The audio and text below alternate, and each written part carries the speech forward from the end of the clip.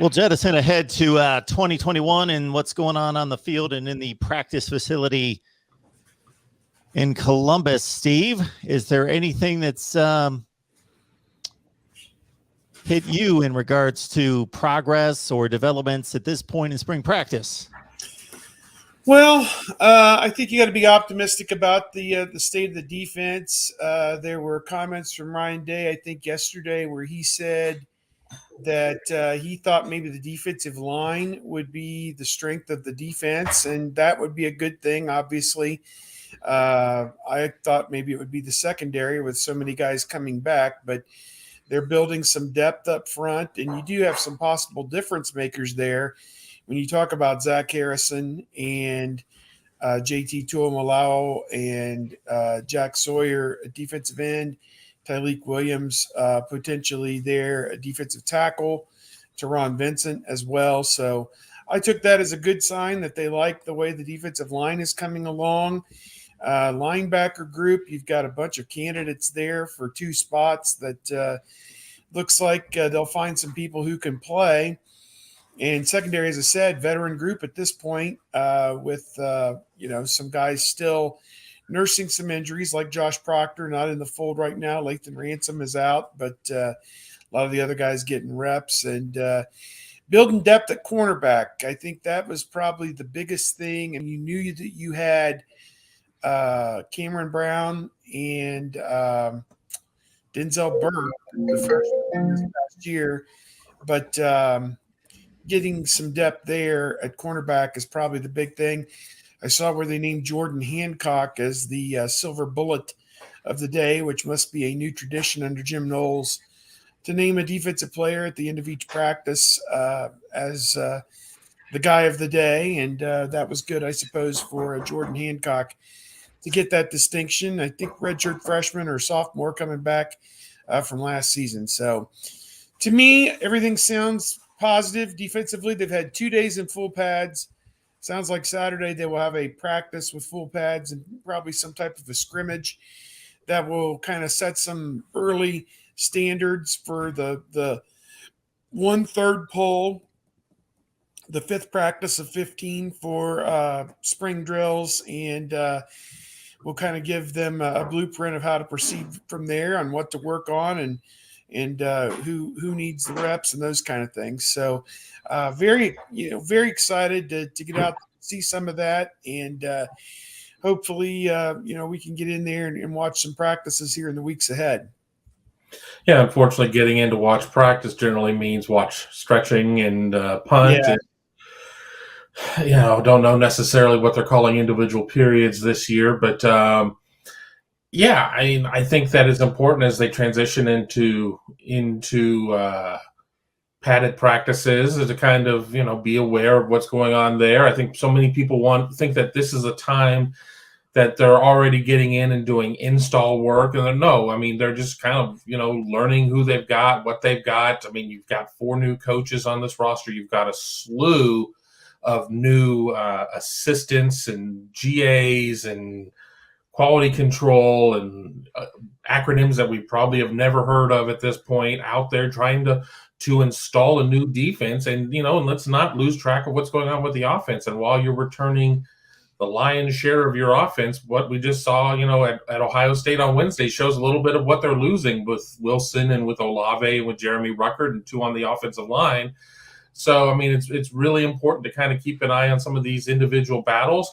We'll get to the spring game here mid-April, and everybody will be like, okay, what's your ironclad 2 deep? And we'll all look at each other and be like, we won't really know anything at that point, but it's still really important to keep the process going, because we're still not that far removed from 2020. So there's still some guys that are going into their 3rd year that are still kind of getting some of that seasoning. We talk so much about you make the biggest leap from year 1 to year 2. A lot of guys had their year 1 completely eradicated. So last year was their year 1. So this is going to be the year 2. So, go into those 3rd-year players. I think those are going to be a lot of players to keep an eye on. Gary K saying, do you see JTT playing on the inside along with Tyleik Williams and Zach Harrison and Jack Sawyer at DE?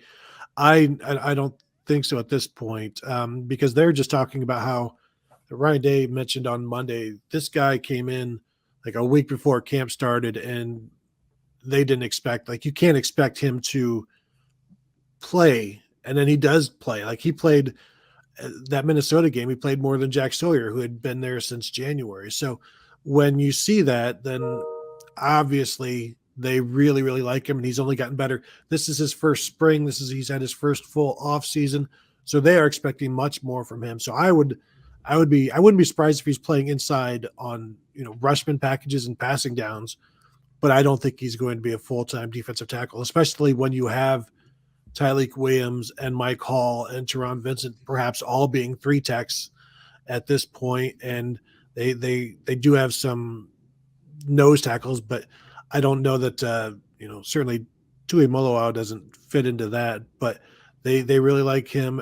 Ryan Day talked a little bit about Tyleik Williams on Monday and how they probably would have liked to have played him more last year, but he didn't have the stamina for it. I wrote about him today, and he finished second on the team in sacks and third on the team in tackles for loss, but only two guys were ahead of him with the same number, and he barely finished behind those guys. And like Haskell Garrett, who was the leader of the sacks, had over 200 more snaps than Tyleik Williams. Zach Harrison had over 300 more snaps than Tyleik Williams. So this is a guy who, once he can build that stamina up, which is, I think he called himself, he said he was too fat today last year. And so he's built on that, and they're working to get as many snaps in a row out of him for this coming season. And I think that's going to be very big. And then Marvin Harrison, I thought it was interesting that Ryan Day on Monday was asked a lot about Harry Miller. And then while was asked about Marvin Harrison, I think it was Tim May saying, can you just tell that he grew up with a Hall of Fame wide receiver as a dad? And Day was like, well, I don't know about that. But what's impressive is Marvin Harrison Jr. has always had pressure and expectations because of who his dad is, and is also sharing the same name. And he has been able to handle that pressure, and he's skilled and he's talented, but he's disciplined. And so I thought those are some of the things that I took away from just this week, hearing from Ryan Day and seeing some of the guys on the come up this year, because they're going to need a lot of the sophomores, and they've got some good ones. What I took away. That was a good point there by Tony about Marvin Harrison Jr., about Coach Day seemed very high on him in his comments yesterday, and obviously we saw in the Rose Bowl that he's just itching for a chance to jump out of his dad's shadow, out of the shadow of Chris Olave and the guys that were there this past year. So I look at it only a positive thing that he's ready to take that next step this year and become one of the top receivers for the Buckeyes, if not the Big Ten this coming year. Some other guys that he really talked about and talked up when we were with him. I think he likes the progress of Kyle McCord at quarterback.